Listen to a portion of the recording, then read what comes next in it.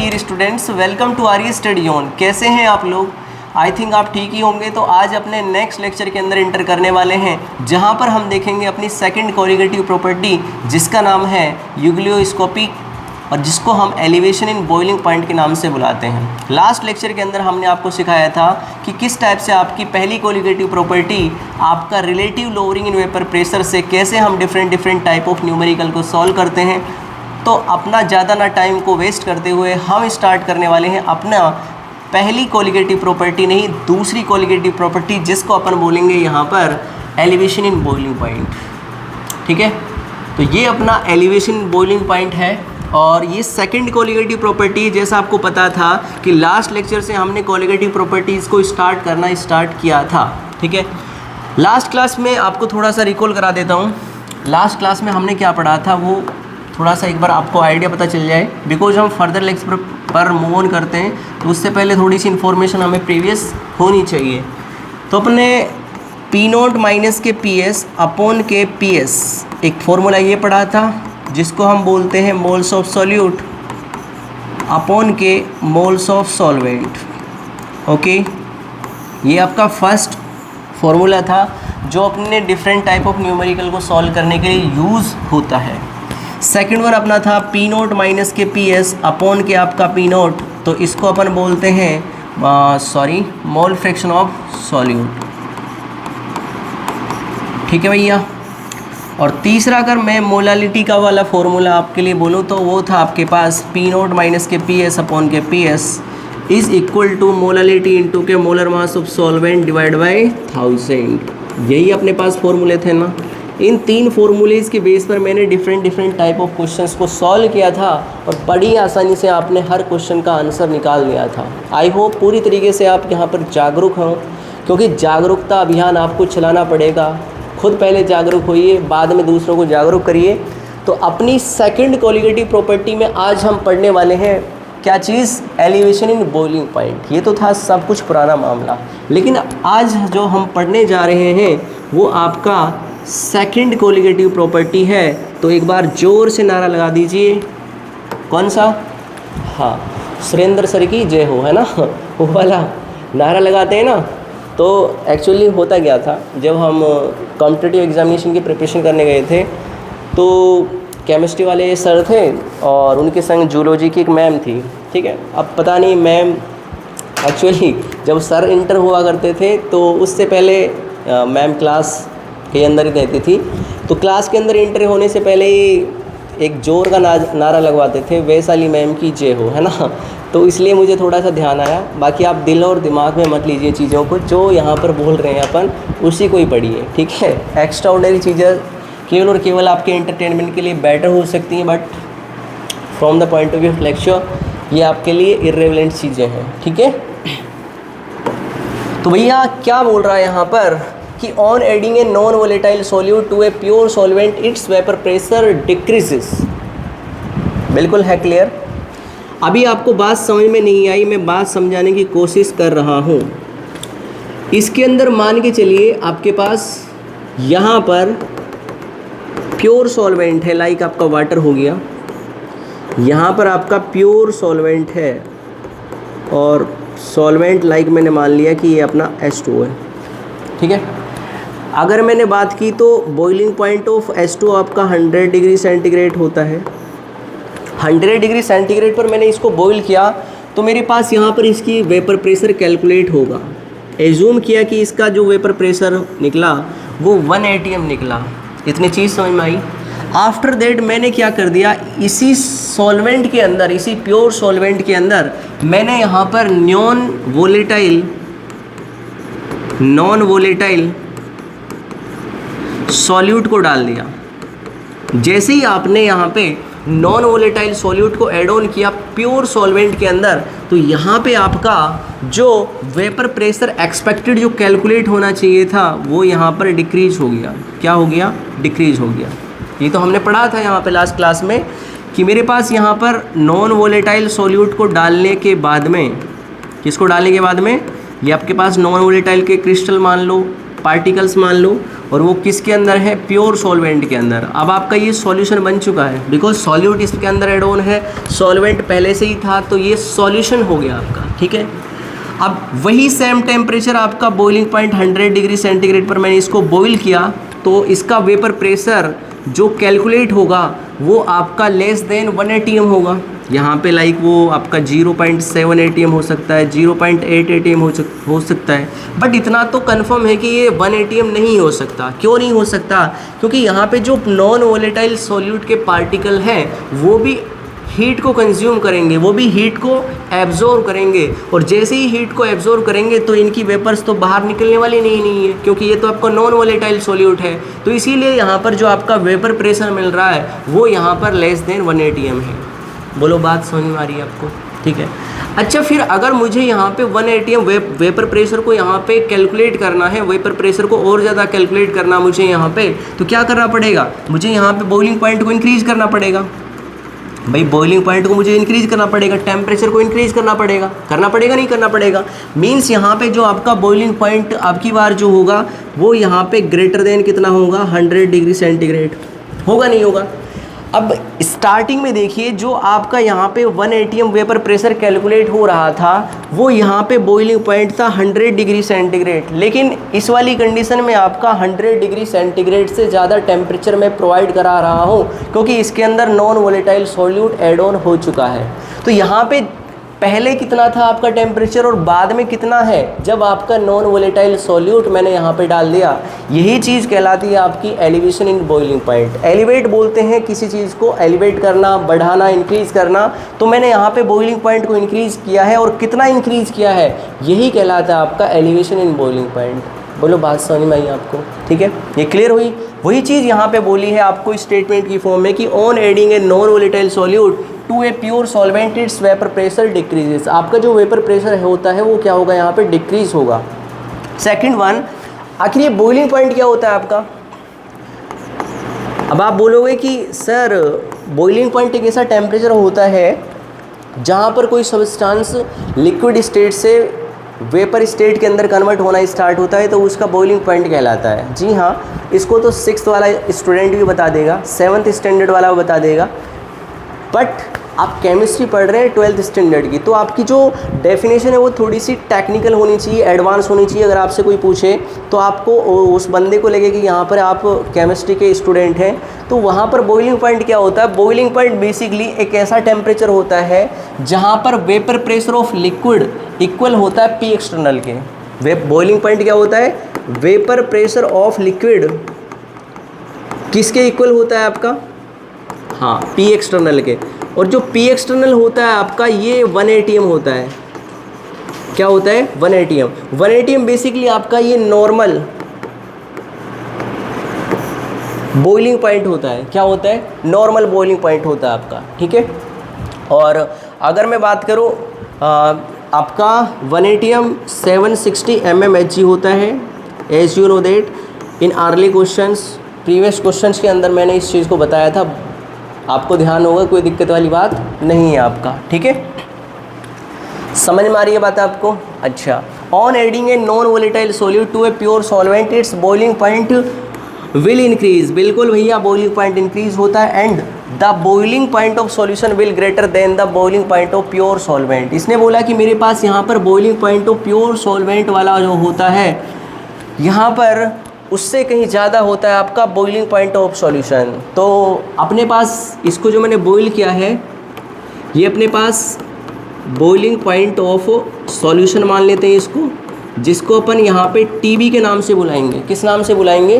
TB के नाम से। ये आपका ट्यूबरक्लोसिस नहीं है, टी आपका जो बी है आपका वो टी के चरणों में बैठा हुआ है, तो ये आपका टीबी नहीं है, ठीक है, ट्यूबरक्लोसिस नहीं है। कभी आप बायोलॉजी के स्टूडेंट हो, उन चीज़ों को रिलेट करना स्टार्ट कर दो, आपने सुना और दिमाग के अंदर एक ही बत्ती गुल हुई, एक ही बत्ती जली कि यहाँ पर ट्यूबरक्लोसिस होगा, नहीं बिल्कुल, ठीक है। तो यहाँ पर ये क्या होगा आपका boiling point of pure solvent. क्या बोला मैंने? प्योर सॉल्वेंट का ये क्या है अपने पास? हाँ, बॉइलिंग पॉइंट है जिसको हम यहाँ पर टी बी नोट से यहाँ पे रिप्रेजेंट करेंगे। ध्यान रखना, बॉइलिंग पॉइंट ऑफ सॉल्यूशन को मैंने यहाँ पे टी बी से रिप्रेजेंट करूँगा, जबकि इसको टी बी नोट से रिप्रेजेंट करूँगा। किससे रिप्रेजेंट करूँगा? टी बी नोट से यहाँ पे रिप्रेजेंट करूँगा। इतनी चीज़ समझ में आ रही है? तो फाइनली मेरे पास यहाँ पे स्क्रीन शॉट लीजिए।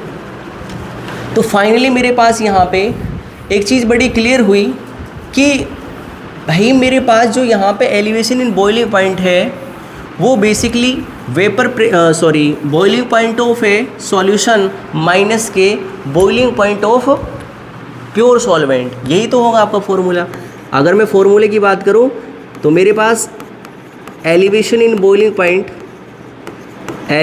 बॉइलिंग पॉइंट जिसको अपन डेल्टा टीबी के नाम से बुलाएंगे। डेल्टा जहाँ पे होता है उसका चेंज के लिए यूज़ किया जाता है डेल्टा, ठीक है। डेल्टा अगर आप फिजिक्स में आपने बहुत सारी चीज़ें देखी होंगी, है ना, तो डेल्टा बहुत सारी चीज़ें साइंटिफिक चीज़ों में आपका डेल्टा ना आए आपको तो ये तो हो ही नहीं सकता, बेफालतू की चीज़ों पर दिमाग नहीं लगाते हैं। तो delta TB is equal to अपने पास क्या होता है? Boiling point of solution minus के boiling point of pure solvent, ठीक है। ये अपने पास जो दिख रहा है आपको, ये है आपका क्या है भैया? हाँ, ये अपने पास है बॉइलिंग पॉइंट ऑफ सॉल्यूशन और ये अपने पास है boiling point of pure solvent, ठीक है। समझ में आ रही है आपको बात? अगर समझ में आ रही है तो आप प्यारा प्यारा लाइक कर दीजिए हमारी वीडियो पर, ताकि आपको प्यारी प्यारी चीज़ें समझ में आती रहें। अब एक्चुअली देखिए यहाँ पे हम क्या समझाना चाह रहे हैं आपको, हम समझाना चाह रहे हैं कि मेरे पास डेल्टा टी भी ऐसे निकलेगा, ठीक है। लेकिन अगर मैं मोलालिटी के संग इन चीज़ों को देखने जाऊं तो मेरे पास एक्चुअली जो डेल्टा टी बी होता है वो अपने पास होता है के बी इंटू के मोलालिटी, ठीक है। अब यहाँ पे जो के बी दिख रहा है आपको, ये के बी क्या चीज़ है आपकी? जो आपको यहाँ पे के बी नज़र आ रहा है इसको अपन यहाँ पर बोलते हैं मोलल एलिवेशन कांस्टेंट। क्या बोलते हैं? Elevation constant. इसका दूसरा नाम अपन यूब्लियोस्कोपिक कांस्टेंट का नाम भी बुलाते हैं। बिकॉज ऐसे ध्यान रखना, बिकॉज यहाँ पे आपका बॉइलिंग पॉइंट से ही रिलेशन है, तो बॉइलिंग पॉइंट मतलब हीट कर रहे हैं अपन, उबाल रहे हैं, तो यूग्लियोस्कोपी नाम हो गया, तो यूग्लियोस्कोपी इसका अल्टरनेट नेम है। तो ऐसे आपको थोड़ा सा ध्यान रहेगा कि एक्चुअली हमारे पास एलिवेशन बॉइलिंग पॉइंट क्या होता है? यूग्लियोस्कोपी होता है, ठीक है। उब्लियोस्कोपी ध्यान रखना, ठीक है। उसके बाद एम को तो अपन जानते ही होंगे, एम अपने पास क्या होता है? मोलालिटी। क्या होता है? Molality, not molarity. Small n से अपन कौन रिप्रेजेंट करते हैं यहाँ पर? मोलालिटी को। डेल्टा टी बी को तो मैंने अभी बताया आपको। तो delta T B is equal to formula क्या निकल गया अपने पास? के बी इंटू के मोलालिटी। के बी अपने पास क्या है बोल दो जरा? मोलल एलिवेशन कांस्टेंट, जिसको हम यूग्लियोस्कोपिक कांस्टेंट के नाम से भी बुलाते हैं। अगर आप यहाँ पे इस के बी की यूनिट निकालने जाए तो के बी की यूनिट कैसे निकालेंगे अपन? के बी की यूनिट निकालने के लिए मुझे क्या करना पड़ेगा? कुछ नहीं करना पड़ेगा। के बी इज इक्वल टू क्या बन जाएगा अपने पास? डेल्टा टी बी अपॉन के यहाँ पर मोलालिटी, यही होगा ना। डेल्टा टी बी ये तो आपको केल्विन के अंदर होगा या फिर आपको डिग्री सेंटीग्रेड के अंदर देखने को मिलेगा। तो मेरे पास ये केल्विन का हो गया, और मोलालिटी की यूनिट क्या होती है? मोल पर केजी। तो यहाँ पर किलो केल्विन इंटू के केजी पर मोल इसकी यूनिट बनेगी। या फिर आपको ये भी देखने को मिलेगा केल्विन केजी पर मोल हो गया, या फिर केल्विन की जगह आप डिग्री सेंटीग्रेड भी देखने को मिलेगा, डिग्री सेंटीग्रेड केजी पर मोल। तो ये क्वेश्चंस के ऊपर डिपेंड करेगा कि किस टाइप की यूनिट आपके टेम्परेचर की वहाँ पे गिवन कर रखी है, जो यहाँ पर आपका समझ में आ रही है बात आपको? ठीक है। तो ये अपने पास डिग्री सेंटीग्रेड इंटू के केजी पर मोल या फिर केल्विन इंटू के केजी पर मोल के बी की, जिसको हम यूग्लियोस्कोपिक कांस्टेंट बोलते हैं, उसकी यूनिट होती है, ठीक है। क्योंकि यूनिट का इंपॉर्टेंट रोल होता है। अगर मैं बोर्ड के पॉइंट ऑफ व्यू से बात करूँ तो अब की बार जो एग्जामिनेशन हुआ था उसके अंदर क्लियर या मेंशन था प्रैक्टिस पेपर के सॉल्यूशन के अंदर कि आपका 1/2 मार्क्स डिडक्ट होगा अगर आपने यहाँ पे यूनिट को मिस कर दिया है। लेकिन आपकी पूरी उम्मीद है मुझे कि यहाँ पर आप किसी पॉइंट को यहाँ पे नेगलेक्ट नहीं करेंगे, मिस नहीं करोगे, तो बहुत बहुत ठीक है, कॉपी कीजिए। अच्छा आगे बढ़ते हैं, आगे भैया बढ़ना क्या है? जो चीज़ यहाँ पर पढ़ा दी है वही यहाँ पर बताई गई है आपको कि मेरे पास फॉर्मूला है, और फॉर्मूला क्या था आपके पास? TB क्या था अपने पास, boiling point of solution, TB naught क्या था, boiling point of pure solvent. TB हमेशा क्या होगा, बड़ा होगा, और आपका TB नोट क्या होगा, छोटा होगा। ठीक है, आप ऐसे भी ध्यान रख सकते हैं, आपको ये क्लिक नहीं कर रहा क्वेश्चन के अंदर ही, अगर आपको कि भैया TB कौन सा और TB नोट कौन सा है, तो ज़्यादा जो टेम्परेचर होगा आपका वो क्या कहलाएगा, आपका TB कहलाएगा। जो आपका कम होगा टेम्परेचर वो आपका TB नोट कहलाएगा। ठीक है, इन जनरल बात कर रहा हूँ, एक्सेप्शन हर जगह देखने को आपको मिलेंगे। आगे बढ़े, तो अब बढ़ना क्या हमें, अब तो हमें केवल और केवल क्वेश्चंस को करना है। बट उससे पहले यहाँ पर वही चीज़ दोबारा आ गई, TB माइनस के TB नोट, ये फॉर्मूला हमने पढ़ लिया था। अगर आपको कहीं पे KB नहीं दे रखा है तो इन जनरल आपको मिलेगा ही मिलेगा। अगर आपको KB नहीं मिलता है यहाँ पर तो आप KB भी यहाँ पे निकाल सकते हैं। KB का जो फॉर्मूला अपने पास वो क्या है, मोलर मास ऑफ सॉल्वेंट, ये क्या अपने पास मोलर मास ऑफ सॉल्वेंट है, M सॉल्वेंट है आपका, ये मोलर मास ऑफ सॉल्वेंट है। R क्या है यहाँ पर, universal gas constant, universal gas constant. ठीक है, TB क्या है अपने पास, ये तो आपको पता ही होगा। TB क्या है आपके पास, boiling point of solution, boiling point of solution. उसके बाद डेल्टा H वेपराइजेशन क्या आपके पास, एंथैल्पी ऑफ वेपराइजेशन।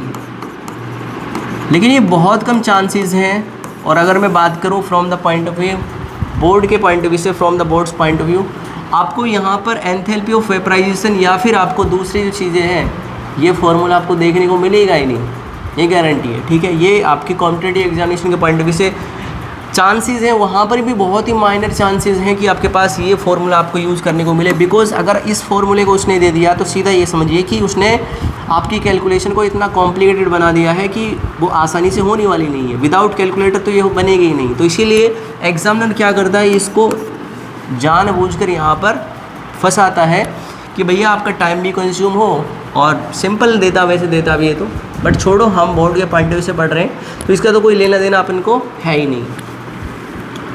आगे बढ़े, अच्छा आगे बढ़े और देखते हैं अपने क्वेश्चन को। बड़ा सिंपल क्वेश्चन है, पहले आप ट्राई कीजिए इस वीडियो को पॉज करते हुए, फिर हम इसको सॉल्व करेंगे कि एक्चुअली हमारे पास ये क्वेश्चन क्या रहा और कहलवा क्या चाह रहा है। ठीक है, क्वेश्चन नंबर 34 है आपके पास, on adding a 6 gram glucose. तो बड़ी सिंपल है, आपके पास यहाँ पर जो चीज़ गिवन कर रखी है उसको ऐसे ही लिखेंगे। तो मुझे यहाँ पर मास ऑफ ग्लूकोज दे रखा है आपको 6 ग्राम, बिल्कुल है, जिसको अपन W सॉल्यूट के नाम से बुलाते हैं।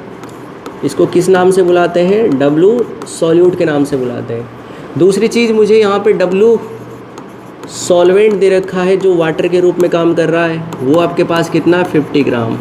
तो ये अपने पास क्या है, ये है अपने पास mass of water, mass of water, ये अपने पास मास ऑफ वाटर है। अच्छा, और क्या चीज़ें दे रखी है, the boiling point elevates by 0.34 degree centigrade. यहाँ पर आपका एलिवेशन इन बॉइलिंग पॉइंट कितना दे रखा है, एलिवेशन इन बॉइलिंग पॉइंट मतलब वो इंक्रीज हो जाता है, एलिवेट हो जाता है 0.34 डिग्री सेंटीग्रेड। तो ये अपना डेल्टा TB है, तो डेल्टा TB 0.34 डिग्री सेंटीग्रेड अपने पास है। तो बस मुझे वैल्यूज़ को ही तो प्लेस करना है। तो यहाँ पे क्या पूछवा रहा है आपसे, यहाँ पे पूछवा रहा है कैलकुलेट मोलर एलिवेशन कांस्टेंट। क्या पूछवा रहा है आपसे, यूग्लियोस्कोपिक कांस्टेंट, यूग्लियोस्कोपिक कांस्टेंट, यूग्लियोस्कोपिक कांस्टेंट जिसको अपन क्या बोलते हैं यहाँ पर, इसको बोलते हैं अपन KB। इसको फाइंड आउट करना है, मुझे फॉर्मूला पता है, बस कर दीजिए खेल।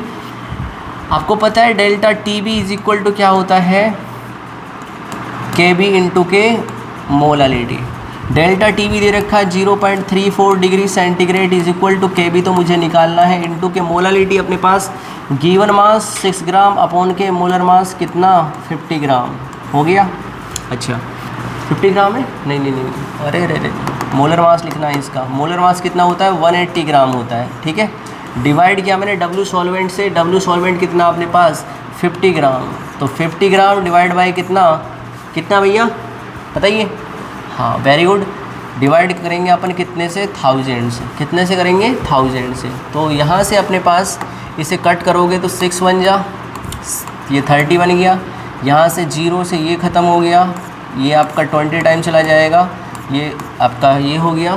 तो के बी इज इक्वल टू अपने पास निकल के आएगा 0.34, इसको अपन नीचे ले जाएंगे 2 को, तो मेरे पास 2 से ये 0.17, 17 3 सा 51, तो 0.51 क्या पूछा रहा हमसे, हाँ वेरी गुड। यूनिट तो मुझे लिखनी है, कौन सी यूनिट बनेगी बताओ, केल्विन नहीं, डिग्री सेंटीग्रेड। क्या चीज़, डिग्री सेंटीग्रेड इंटू केजी पर मोल, यही आपके पास आंसर है। बड़ा सिंपल है। अच्छा नेक्स्ट क्वेश्चन को और देख लेते हैं। नेक्स्ट क्वेश्चन को अपन सॉल्व करेंगे यहाँ पर, तो देखिए ज़रा, क्वेश्चन नंबर 35 अपने पास, और इस क्वेश्चन नंबर 35 को आप ट्राई कीजिए एक बार, फिर हम बताएंगे आपको किस टाइप से आपका क्वेश्चन बनेगा। क्वेश्चन नंबर 35, अच्छा आपने ट्राई कर लिया होगा, वीडियो को पॉज करते हुए ट्राई कीजिए, ऐसा नहीं आप रन कर रहे हो वीडियो को और उसके बाद देखते जा रहे हो यार, ऐसा नहीं, बिल्कुल एकदम फ्रेश माइंड से करिए। Pure benzene boils at 80 degree centigrade, तो भैया यहाँ पर क्या दे रखा है, यहाँ पर दे रखा है कि boiling point of pure benzene, boiling point of pure benzene, benzene को अपन जानते हैं ना C6H6 होता है, तो यहाँ पर आपका दे रखा है TB0 ऑफ बेंजीन, यहाँ पे कितना आपका 80 degree centigrade. The boiling point of a solution containing 1 gram of a non volatile solute is 83.4 gram benzene is 80.175 degree centigrade. जब मैं इसके अंदर मैंने 1 gram non volatile solute add on कर दिया 83.4 ग्राम बेंजीन वाले सॉल्यूशन के अंदर, तो मेरे पास यहाँ पर ये बॉइलिंग पॉइंट ऑफ सॉल्यूशन कितना बन चुका है, बॉइलिंग पॉइंट ऑफ सॉल्यूशन जिसको अपन टीबी के नाम से बुलाएंगे, तो ये बन चुका है आपका 80.175 डिग्री सेंटीग्रेड। ओके, यहाँ से मुझे क्या फाइंड आउट हो सकता है, डेल्टा टीबी, तो डेल्टा टीबी आपके पास कितना होगा, टीबी 80.175 माइनस के 80 डिग्री सेंटीग्रेड, तो यहाँ से 0.175 डिग्री सेंटीग्रेड मेरे पास क्या निकल के आ चुका है, डेल्टा टीबी आ गया। अब मुझे क्या करना है, यहाँ पे मोलरिटी वाले क्वेश्चन फॉर्मूले के संग रिलेट करना है, तो अपन जानते हैं delta TB is equal to molarity into K, molarity और उसके बाद क्या था भैया, हाँ अरे मोलरिटी को बाद में लिख देते, वैसे तो कोई अंतर नहीं है, के B into K molarity. Delta T B दे रखा है 0.175 is equal to K B यहाँ पर दे रखा है कितना 2.769 इंटू के गिवन मास अपॉन के मोलर मास। 1 ग्राम है आपका कितना, 1 ग्राम मोलर मास, तो मुझे यहाँ पे फाइंड आउट करना सॉल्यूट का, डिवाइड किया मैंने यहाँ पे डब्ल्यू सॉल्वेंट अपने पास कितना है, 83.4 अपॉन के, वो भी चाहिए मुझे किसके अंदर, किलोग्राम के अंदर, किसके अंदर, किलोग्राम के अंदर। तो यहाँ से इसे कैलकुलेट करने जाओगे तो मेरे पास यहाँ पे x की जो वैल्यू निकलेगी वो कितने निकलेगी, 190 ग्राम। ठीक है, अप्रोक्सीमेशन जितना भी आएगा 189 कितना भी आएगा, तो इसे एक बार कैलकुलेट कर लीजिएगा, आपको आंसर मिल जाएगा। ठीक है, सो आई होप ये इस क्वेश्चन के अंदर आपको कोई भी डिफ़िकल्टी यहाँ पे फेस नहीं करनी पड़ेगी, ऐसा मेरा विश्वास है। आगे बढ़ते हैं और अब हम देखने जा रहे हैं अपनी नेक्स्ट क्वालिटेटिव प्रॉपर्टी, बोले तो थर्ड वाली, जिसको अपन बोलेंगे यहाँ पर डिप्रेशन इन फ्रीजिंग पॉइंट, जिसको अपन क्रायोस्कोपी के नाम से बुलाते हैं। जी हाँ, एलिवेशन इन बॉइलिंग पॉइंट को अपन यूग्लियोस्कोपी के नाम से बुलाते हैं, जबकि आपके पास डिप्रेशन इन फ्रीजिंग पॉइंट को हम यहाँ पे क्रायोस्कोपी के नाम से बुलाते हैं, क्रायोस्कोपी।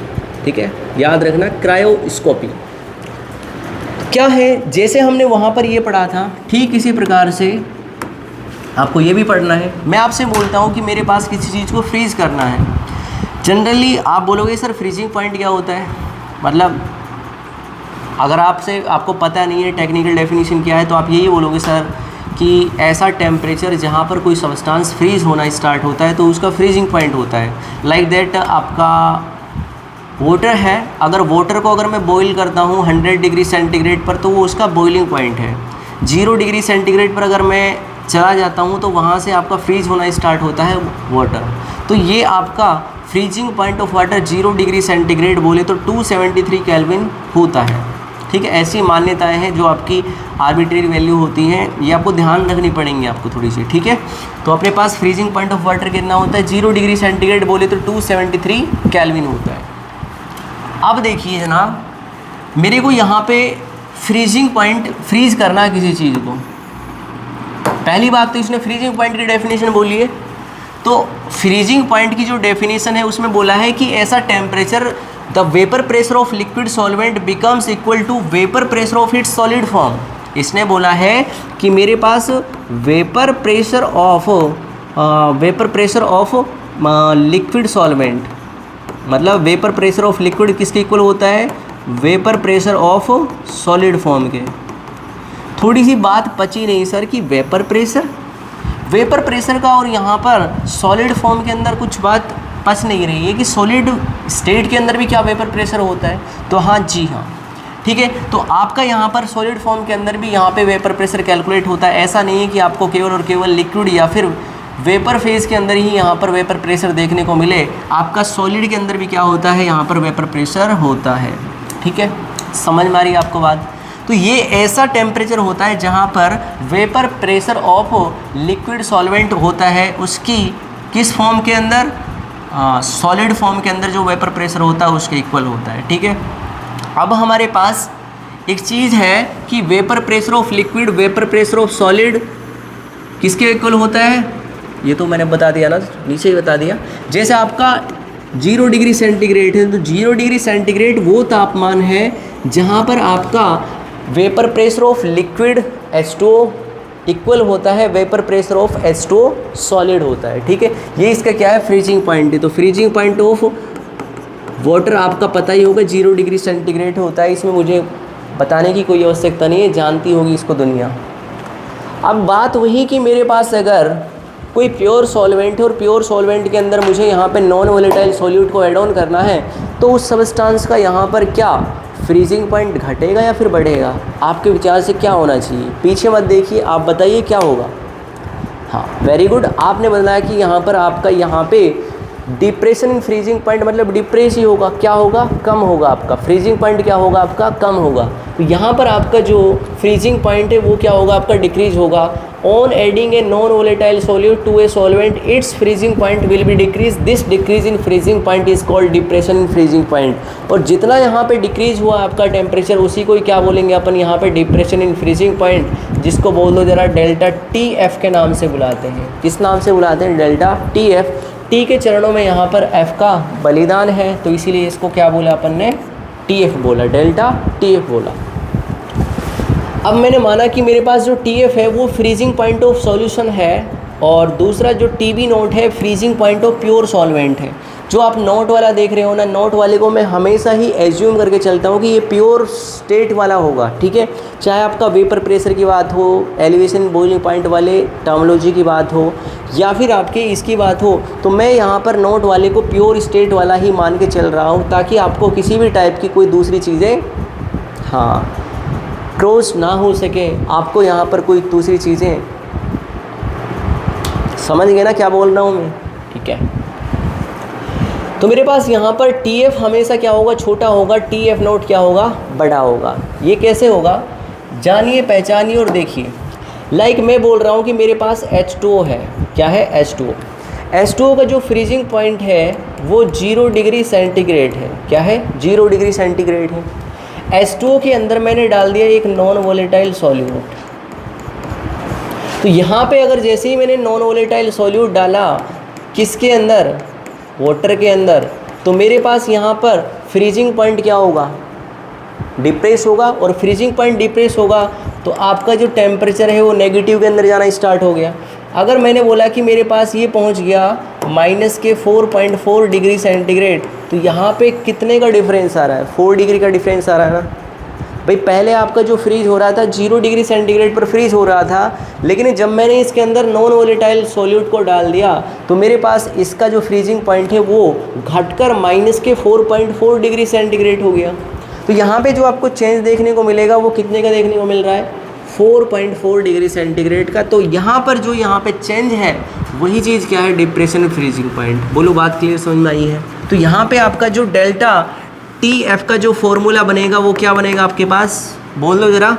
हाँ वेरी गुड। आपका जो यहाँ पे टी एफ वाला होगा, क्या होगा, टी एफ वाला होगा वो वहाँ पे कम वाला होगा, और टी एफ नोट वाला क्या होगा, ज़्यादा होगा। तो ज़्यादा में से क्या करेंगे, लेस वाले को माइनस कर देंगे। तो delta T F is equal to T F naught minus के टी एफ।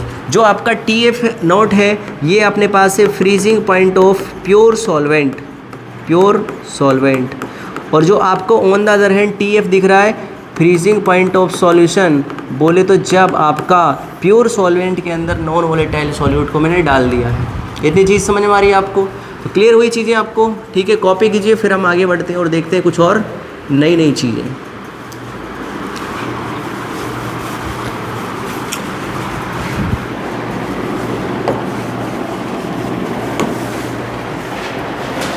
आप देखिए कुछ भी नहीं है, जैसे हमने वहाँ पे पढ़ा था ऐसे यहीं पे भी पढ़ रहे हैं, क्योंकि मैंने कुछ चीज़ तो आपको क्लियर कर दी है, बस आपको यहाँ पे फॉर्मूले की फॉर्म में वो ध्यान रखनी है।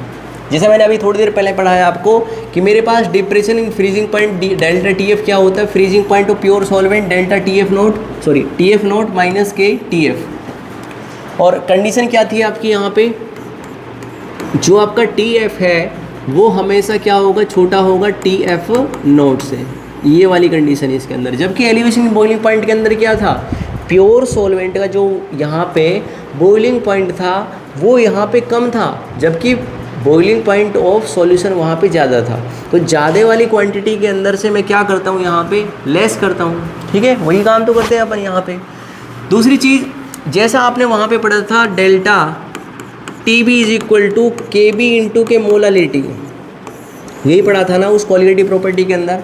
हाँ, बस मुझे क्या कर देना है, बी की जगह यहाँ पे रिप्लेस कर देना एफ को। तो delta T F is equal to क्या बन जाएगा, के एफ इंटू के मोलालिटी को मोलालिटी ही लिखेंगे अपन, ये ध्यान रखना। अब यहाँ पे जो आपको दिख रहा है के एफ दिख रहा है, इसको अपन बोलते हैं यहाँ पर क्या बोलते हैं, molar depression constant, depression constant, जिसका दूसरा नाम होता है क्रायोस्कोपिक कांस्टेंट। क्या नाम होता है, क्रायोस्कोपिक कांस्टेंट होता है, जो आपका कैफ कहलाता है। इसको क्रायोस्कोपिक कांस्टेंट के नाम से बुलाते हैं या फिर मोलर डिप्रेशन कांस्टेंट के नाम से बुलाते हैं। अच्छा मैं पूछता हूँ आपसे, केबी का क्या था, इसको बोलते हैं मोलर एलिवेशन कांस्टेंट, या फिर बोल दो जरा आपको, इसको बोलते हैं यूक्लियोस्कोपिक कांस्टेंट। ध्यान है ना आपको, अभी रिसेंटली इसी लेक्चर में आपने पढ़ा होगा लास्ट कोलिगेटिव प्रॉपर्टी के अंदर ये जो आपको था, ठीक है। अच्छा, यूनिट आपकी सेम ही रहने वाली है। अगर मैं यूनिट की बात करूं केएफ की, तो केएफ की यूनिट जो वहां पर आपकी केबी की थी वही होगी, बिकॉज आपका डेल्टा टीबी किसके अंदर होता है, डेल्टा टीएफ किसके अंदर होता है, केल्विन या फिर डिग्री सेंटीग्रेड के अंदर। तो बोल दो जरा आपका डिग्री सेंटीग्रेड इंटू के केजी पर मोल, या फिर आपका ऐसा हो सकता है कि कहीं पे आपको केल्विन के अंदर टेम्परेचर दे रहा हो तो केल्विन इंटू के केजी पर मोल, ये आपका यहाँ पर फॉर्मूला बनेगा, ठीक है। दूसरी चीज़, जैसे आपको वहाँ पे पता होगा कि केएफ और केबी अगर आपको नहीं गिवन कर रखा है तो molar mass of solvent into के R universal gas constant, TF square बोले तो यहाँ पर freezing point of solution divide by 1000 into के डेल्टा एस फ्यूजन। जो डेल्टा एस फ्यूजन है ये क्या अपने पास, enthalpy of fusion, enthalpy of fusion, ठीक है, एंथैल्पी ऑफ फ्यूजन, ठीक है। ये आपको ध्यान रखना है, बाकी कुछ भी नहीं। अब हम मूव ऑन करते हैं अपने क्वेश्चन के टुवर्ड्स, जहाँ पे हम देखेंगे कुछ क्वेश्चंस को कि अगर आपके पास क्वेश्चन आ जाए तो कैसे आपको यहाँ पे सॉल्व करना। अच्छा एक चीज़ मैं आपको बता दूँ, एक चीज़ अपने पास ये है, आपके दिमाग के अंदर एक चीज़ जागृत हो सकती है कि सर क्या केल्विन के अंदर टेम्परेचर दिख रहा है या फिर डिग्री सेंटीग्रेड के अंदर दिख रहा है, तो वहाँ पर जो डेल्टा टीबी होगा, डेल्टा टीएफ होगा, जो यहाँ पे चेंज होता है वो आपको सेम ही मिलने वाला है। मैंने माना कि मेरे पास टीबी है आपका, यहाँ पे टीबी नोट था कुछ 100 डिग्री सेंटीग्रेड, और वो हो गया यहाँ पर टीबी, वो हो गया आपका बढ़कर 101 डिग्री सेंटीग्रेड हो गया। तो सर अगर मैं यहाँ पर डेल्टा टी भी निकालूँ तो अपने पास कितना होगा, 101 माइनस के 100 ही तो होगा भैया। तो ये कितना बनेगा आपका 1 डिग्री सेंटीग्रेड। तो आपका 1 डिग्री ही मिलेगा, आपको चेंज कितना मिलेगा, 1 डिग्री ही मिलेगा। अगर मैं इसको केल्विन के अंदर भी देख लेता हूँ तो केल्विन अपने पास यहाँ पर कितना बन जाएगा 373 और यहाँ पर बन जाएगा 374।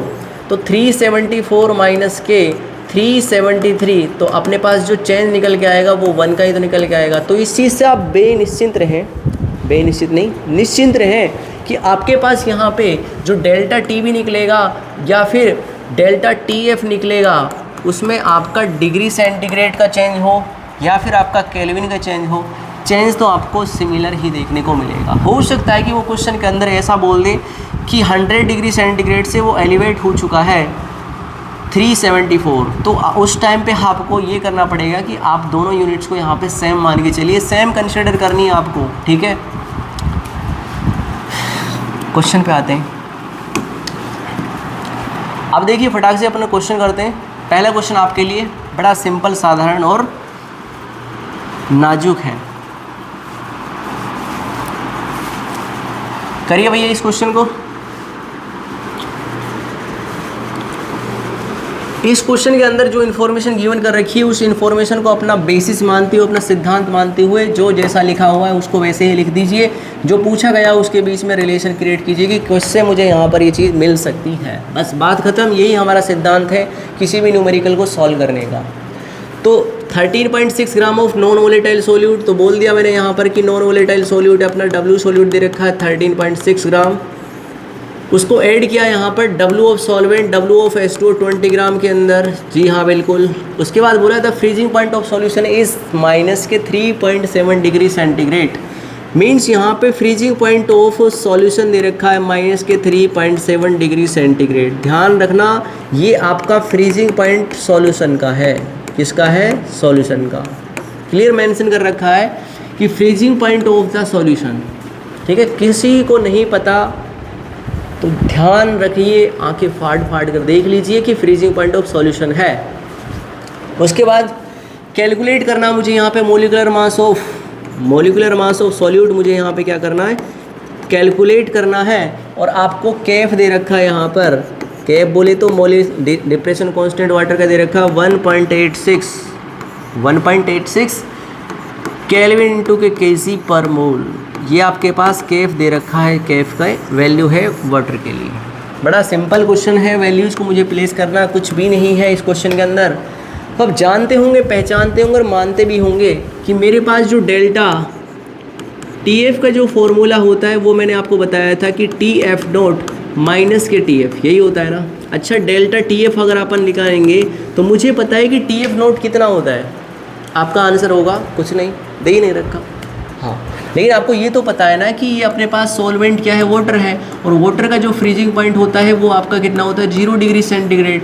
वाटर यहाँ पर प्योर सॉल्वेंट के रूप में काम कर रहा है, तो इसीलिए यहाँ पर प्योर सॉल्वेंट का जो फ्रीजिंग पॉइंट होगा वो 0 डिग्री सेंटीग्रेड होगा। माइनस के TF तो मुझे यहाँ पे दे रखा 3.7 डिग्री सेंटीग्रेड। तो अपन यहाँ से डेल्टा TF की वैल्यू निकालने जाएंगे तो मेरे पास कितना निकलेगा? 3.7 डिग्री सेंटीग्रेड, ठीक है। डेल्टा TF की वैल्यू कितनी निकली यहाँ पर? 3.7 डिग्री सेंटीग्रेड, ये हमारे पास वैल्यू निकली है। अब मुझे यहाँ पे बस केवल और केवल डेल्टा TF का फॉर्मूला अप्लाई करना है। तो हम जानते, पहचानते और मानते भी हैं delta TF is equal to Kf into के मोलालिटी। ये अपने पास 3.7 दे रखा है। केफ कितना दे रखा है यहाँ पे? केफ बेंजीन का कितना दे रखा है भैया?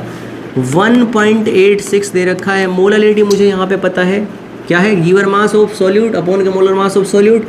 गिवन मास आपको दे रखा है 13.6 divide by molar mass x दे रखा है। डिवाइड किया मैंने किससे? यहाँ पे डिवाइड किया भैया किससे? W of solvent. W of solvent आपके पास 20 ग्राम है, लेकिन मुझे वहाँ पर डिवाइड कर देना 1000 से, तो किलोग्राम के अंदर हो गया। यहाँ से आप x की वैल्यू निकालने जाओगे तो मेरे पास कितना आएगा? अप्रोक्सीमेटली 342 ग्राम आंसर निकल के आएगा, ठीक है। एक बार इसे कैलकुलेट कर लीजिएगा। सर मुझे आपकी आवश्यकता है थोड़ी सी,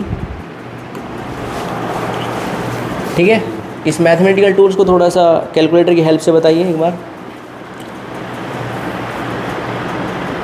ठीक है। यहाँ पर अपने पास 3.7 है, इज इक्वल टू 1.86 इंटू के 13.6 डिवाइड बाई एक्स।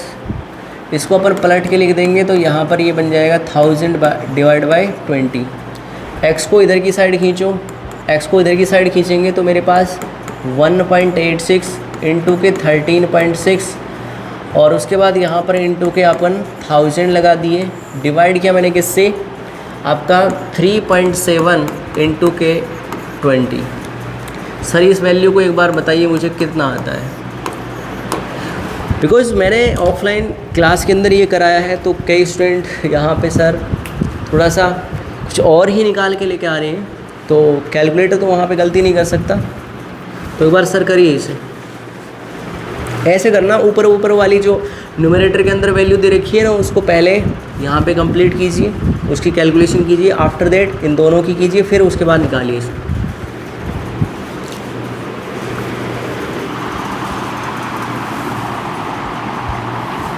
तो अपने पास ये निकल के आया है 341, कितना निकला सर, 341 पॉइंट, अरे 341.83 ग्राम, इतना एक्स की वैल्यू निकल के आएगी, जो यहाँ पे आपका मोलर मास किसका था, सॉल्यूट का। ठीक है, तुम कैसे था ये तो खैर पता नहीं, बट अब सही निकला है। तो आपका जो करेक्ट आंसर होगा वो कितना होगा, 342 ग्राम। आ रही बात समझ में। तो ये अपने पास क्वेश्चन था बड़ा सिंपल, जिसको आपने आई थिंक सोल्व कर लिया होगा। अब जो अपने पास नेक्स्ट क्वेश्चन है, इस नेक्स्ट क्वेश्चन को भी देखते हैं अपन। Calculate the freezing point of a 15% by mass urea solution. मुझे यहाँ पर क्या करना, कैलकुलेट फ्रीजिंग पॉइंट कैलकुलेट करना है 15% by mass aqueous urea solution. मेरे पास यूरिया का एक सॉल्यूशन है 15% बाई मास, जिसको आप समझते होंगे W/W होता है आपका मास परसेंटेज, जिसको हम मास बाई मास बोलते हैं। तो अपन यहाँ पे जो लिखा हुआ है 15% W/W क्या है आपका, एक्वस सॉल्यूशन है ना, हाँ, एक्वस सॉल्यूशन ऑफ यूरिया। इस लाइन को लिखने के बाद में मुझे ये क्लियर हुआ कि मेरे पास W ऑफ यूरिया कितना दे रखा है यहाँ पर, जो सॉल्यूट के रूप में काम कर रहा है 15 ग्राम। जो आपका डिज़ोल्व होगा W ऑफ सॉल्यूशन बोले तो यहाँ पर 100 ग्राम के अंदर। इन दोनों के अंदर से मैं यहाँ पे क्या निकाल सकता हूँ, W ऑफ H2, और जो W ऑफ H2 आएगा अपने पास वो आएगा 100 माइनस के 15 बोले तो 85 ग्राम। इतना ही निकलेगा ना, 100 माइनस के 15 बोले तो 85 ग्राम आ गया। उसके बाद यहाँ पर KF भी आपको दे रखा है, यहाँ पे KF वाटर के लिए दे रखा है कितना, 1.86 केल्विन इंटू के kg पर मोल। ठीक है, ये आपको दे रखा है। आपसे पूछा है यहाँ पे कि आपको कैलकुलेट करना है freezing point of a 15% by mass aqueous solution. आपसे पूछा है कि यहाँ पे आपको सॉल्यूशन का फ्रीजिंग पॉइंट बताना है, जिसको अपन TF के नाम से जानते हैं। ठीक है, freezing point of A urea solution उसको बताना है मुझे यहाँ पे। अच्छा, सबसे पहले तो अपन क्या करेंगे, डेल्टा TF को निकालेंगे। यहाँ पर डेल्टा TF क्या होता है, TF नोट माइनस के TF। अच्छा, TF नोट कैसे, वो आपको पता होगा। TF नोट कैसे निकालेंगे, TF नोट वाटर के रूप में काम कर रहा है 0 डिग्री सेंटीग्रेड, माइनस के आपका कितना, और वो दिख रहा है आपको यहाँ पे कितना भैया है, ये क्या हुआ, वो तो मुझे निकालना ना, डेल्टा TF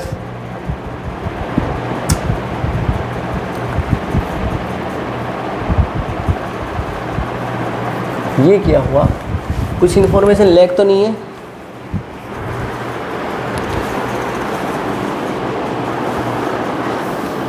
तो मिस भैया कुछ नहीं है इन्फॉर्मेशन में।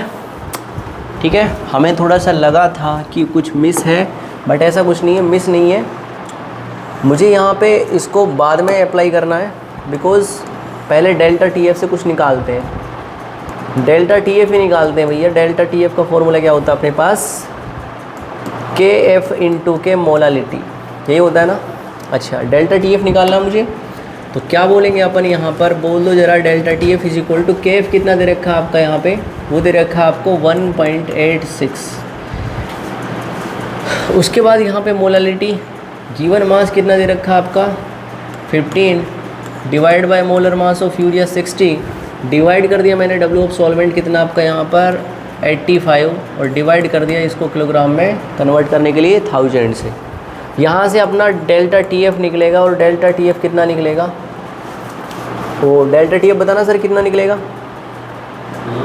डेल्टा टी एफ कितना निकलेगा, वो निकलेगा माइनस के 1.82 डिग्री सेंटीग्रेड, माइनस के 1.82 डिग्री सेंटीग्रेड। ये क्या निकलेगा अपने पास, डेल्टा टी एफ निकलेगा।